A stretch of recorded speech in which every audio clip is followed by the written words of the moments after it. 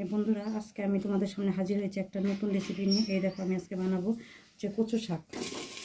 এই দেখো, দিয়ে দিলাম বুটগুলো একসাথে সিদ্ধ করে দেবো, আর দিয়ে দিলাম লবণ দিয়ে দিলাম। বন্ধুরা, এই দেখো, আমি মুড়িটা কাঠখোলা ভেজে নিব। এই দেখো বন্ধুরা, দিয়ে দিলাম তেল, দিলাম দিয়ে একদম খালি দিয়ে পুরো এই যে কচুগুলো দিয়ে দিলাম, দিয়ে ভালোভাবে নেড়ে দিলাম।